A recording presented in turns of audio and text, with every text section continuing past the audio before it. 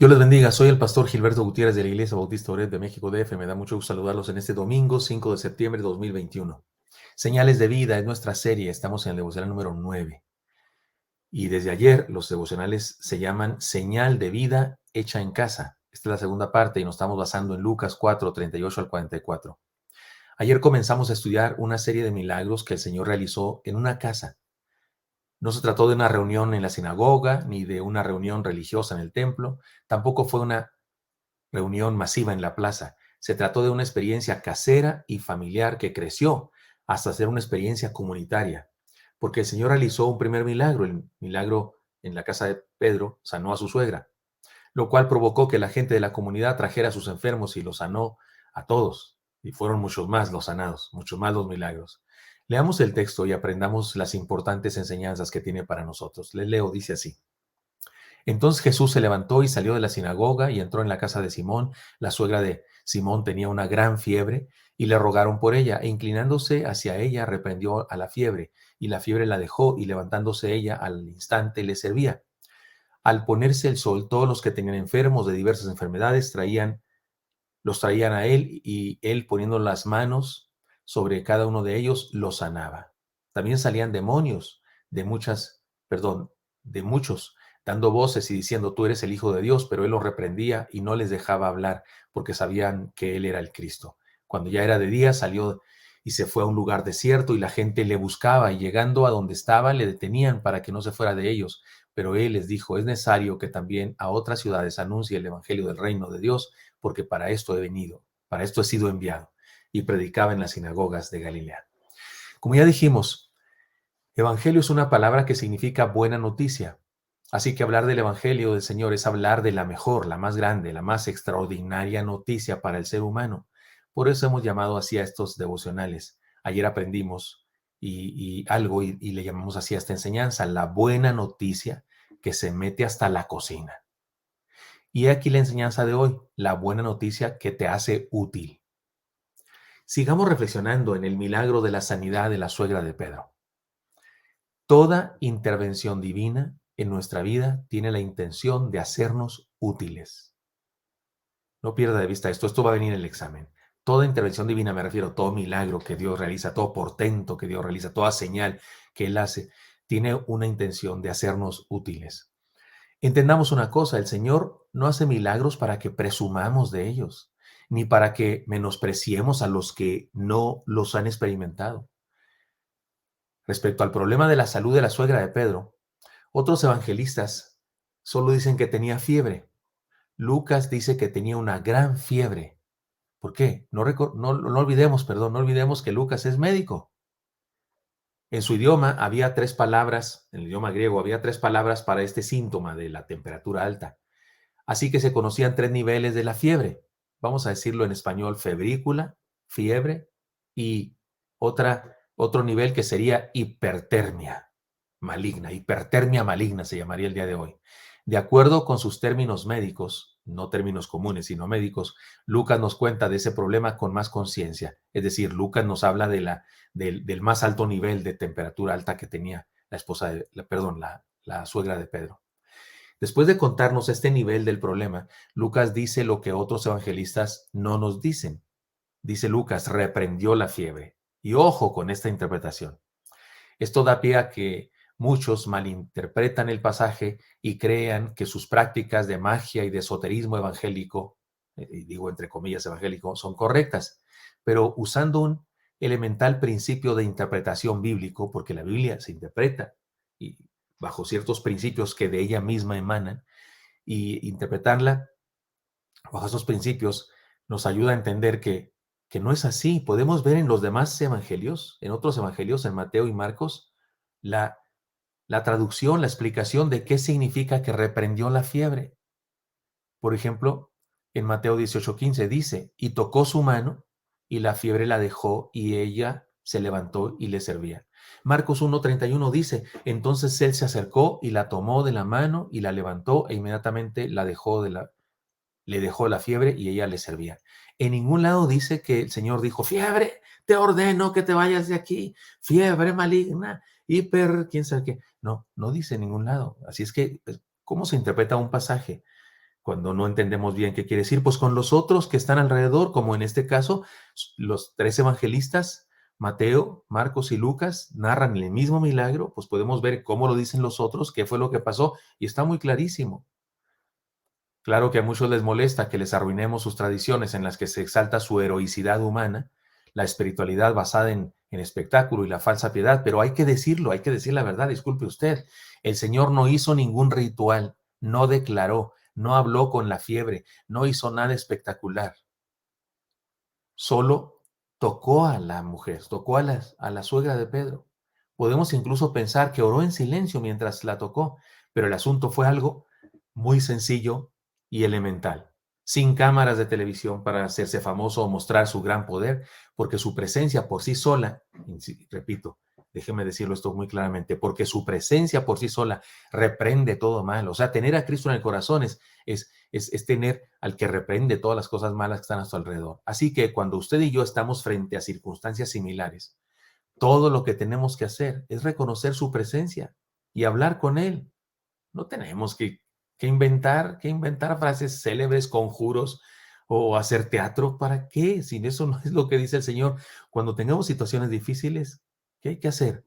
Reconocer su presencia y hablar con Él y decirle, Señor, ahí te encargo esto, sea lo que sea, Señor, te encargo la economía de mi trabajo, te encargo a mi jefe, te encargo a los delincuentes que me quieren robar, ahí te encargo el COVID, Señor. Pues, le podemos decir al Señor que por favor se encargue de las cosas que nosotros no podemos encargarnos, porque su presencia es real en nuestra vida y Él reprende las cosas malas que nos rodean.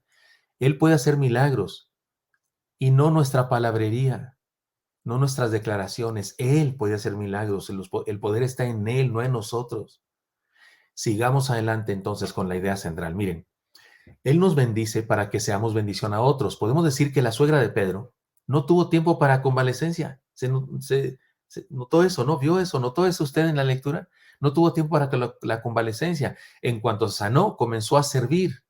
Cuando estamos lejos del Evangelio, estamos perdidos y nuestra vida no sirve para los propósitos por los que hemos sido creados. Por eso, en la parábola del hijo pródigo, ¿se acuerda usted? Cuando el hijo se va, malgasta toda la fortuna y demás, pero cuando regresa, el papá lo define así: mi hijo muerto era y ha revivido. O sea que conocer el Evangelio de Cristo es encontrar aquello para lo cual fuimos creados, y cuando andamos lejos del Padre, lejos de Dios, somos inútiles, como si estuviéramos muertos. Permítame, les cuento una historia para ilustrar esta idea que nos maneja aquí. Un policía se convirtió al cristianismo, pero cuando desempeñaba su trabajo presenciaba cuadros de pecado y desgracias espantosos y le causaba mucho dolor. Y por esa razón, durante un tiempo él y su esposa le pidieron a Dios que le abriera la puerta de otro trabajo para que ya dejara ese trabajo de policía tan feo, decían ellos. Oraron, pero no recibieron respuesta positiva, es decir, no había otro trabajo. Por fin un día, el hombre este, el policía este que en cuestión, dijo a su esposa: me parece que hemos cometido un error, mi vida. Hemos implorado a Dios que se me conceda cambiar de empleo, pero empiezo a creer que Dios no me ha colocado como policía, nomás porque sí. Creo que lo hizo con un propósito. Creo que soy policía porque Dios aquí me puso.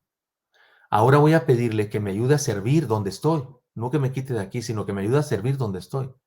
Así inició una vida de magníficos servicios.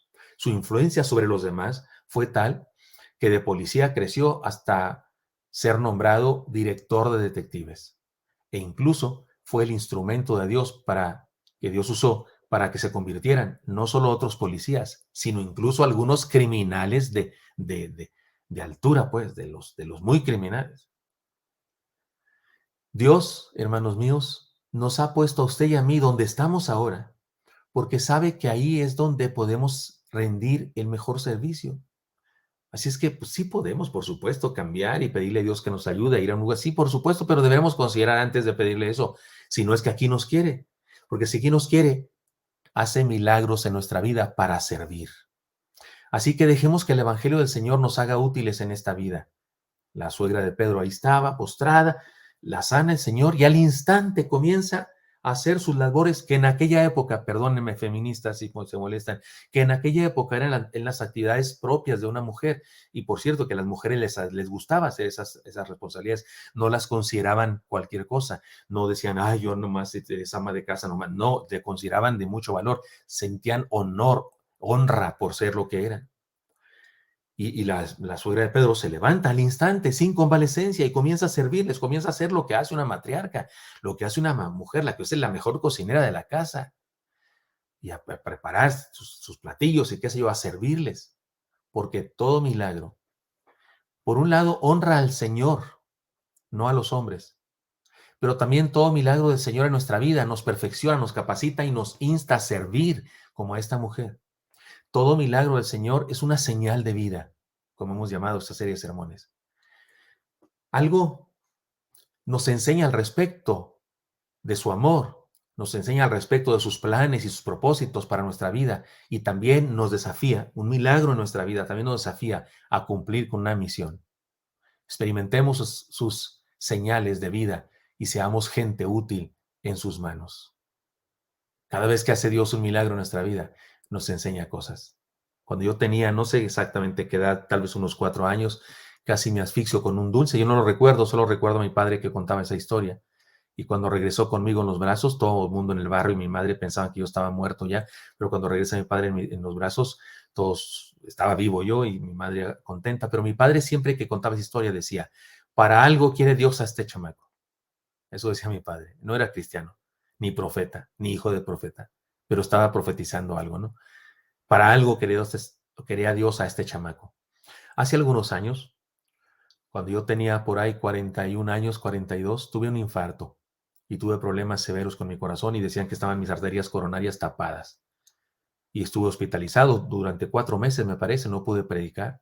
Además, me aparecieron unos pólipos en la garganta, en las cuerdas vocales, por estar acostado, por todo lo que me hacían, por los tratamientos para el corazón, y tuve que ser operado también. Fue una crisis muy severa durante ese tiempo. Yo pensé que me iba a morir porque una doctora dijo que estaba muy grave en mi corazón, que estaba muy obstruido, que posiblemente no funcionaba nada y que a lo mejor me quedaba en el quirófano.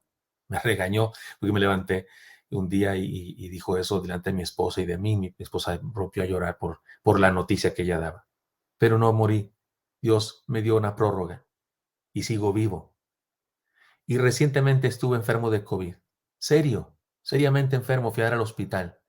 El doctor me decía que todavía como decía, herramientas, todavía quedaban posibilidades. ¿Sabe qué es lo que quedaba? Hacerme, pues intubarme. Eso es lo que quedaba pendiente, es lo que seguía del nivel en que yo estaba. Pero Dios no quiso ni que me intubaran ni que muriera.